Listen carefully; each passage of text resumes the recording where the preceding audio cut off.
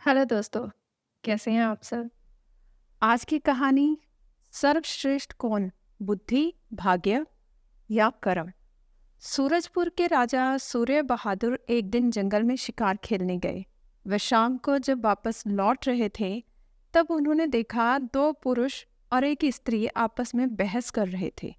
राजा ने पास जाकर पूछा, आप लोग क्यों आपस में लड़ रहे हो? आप सबका परिचय क्या है? पुरुषों में से पहला पुरुष बोला, मैं कर्म हूँ। दूसरा बोला, मैं भाग्य हूँ। स्त्री बोली, मैं बुद्धि हूँ। बुद्धि बोली, हमारे झगड़े का कारण है कि हम सब में सर्वश्रेष्ठ कौन है। राजा ने कहा, तो यह बात थी आप सबके झगड़े की। तीनों ने कहा, अब आप ही बताएं, हम तीनों में से सर्वश्रेष्ठ कौन है। राजा ने कहा, ये तो मैं अभी नहीं बताऊंगा, पहले मैं आप सबको आजमा कर देखूंगा। राजा ने जंगल में एक लकड़हारे को लकड़ी काटते हुए देखा। राजा तीनों से बोला, तुम्हें इसके ऊपर अपना प्रभाव दिखाना होगा। तीनों ने कहा, ठीक है। राजा ने कर्म से कहा, आज से तुम अपना प्रभाव दिखाना शुरू कर दो। 1 हफ्ते बाद हम इसी जगह फिर मिलेंगे। कर्म ने लकड़हारे पर अपना प्रभाव दिखाना शुरू कर दिया। लकड़हारा अपने उत्साह से लकड़ी काटता था। लकड़ी इतनी ज़्यादा होती कि एक बार में नहीं ले जा पाता। लकड़हारा जब पहले से ज़्यादा लकड़ी काटने लगा तो कर्म खुश हो गया। लकड़हारा बेचारा जब लकड़ी रख के दूसरी बार आता तो वह लकड़ी वहाँ ना पाता, क्योंकि उसकी लकड़ी कोई दूसरा उठा कर ले जाता। 1 सप्ताह बाद जब चारों मिले तो राजा ने कहा, कर्म, तुमने तो अपना प्रभाव दिखा दिया, लेकिन लकड़हारे की हालत तो पहले जैसी ही है। वह अब भी दरिद्र है। वह लकड़ी तो काटता है, पर उसका सदुपयोग नहीं कर पा रहा है। कर्म कुछ नहीं बोला। राजा ने कहा, भाग्य, अब आज से तुम्हारी बारी है। हम सब 1 सप्ताह बाद यहीं मिलेंगे। भाग्य ने अपना प्रभाव दिखाना शुरू कर दिया। लकड़हारा कर्म को छोड़कर भाग्य के भरोसे रहने लगा। वह आलसी हो गया।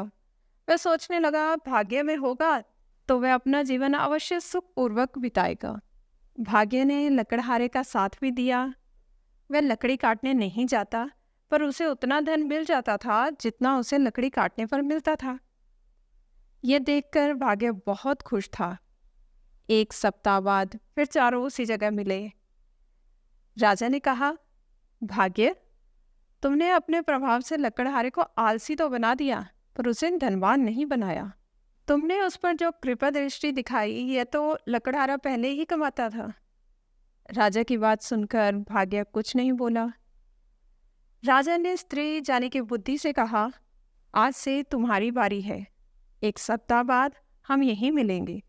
बुद्धि ने अपना प्रभाव दिखाना शुरू कर दिया।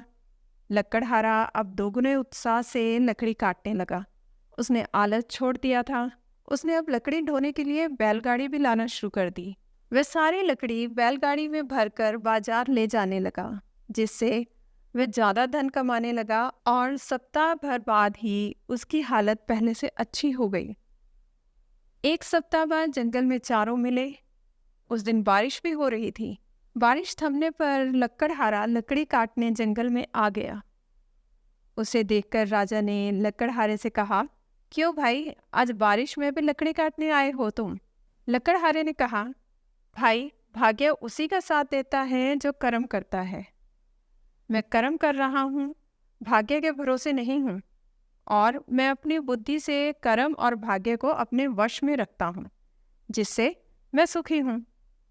राजा ने मुस्कुराते हुए तीनों की ओर देखा और बोले, अब तो तुम सब समझ ही गए होंगे। तीनों ने कुछ नहीं कहा और नतमस्तक होकर चल दिए। लकड़हारा फिर लकड़ी काटने में जुट गया और राजा शिकार खेलने चल दिए। तो दोस्तों, इस कहानी से यही सीख मिलती है कि भाग्य भी उसी का साथ देता है जो कर्म करता है। तो दोस्तों, अगर आपको मेरी कहानी पसंद आई हो तो लाइक करें। धन्यवाद।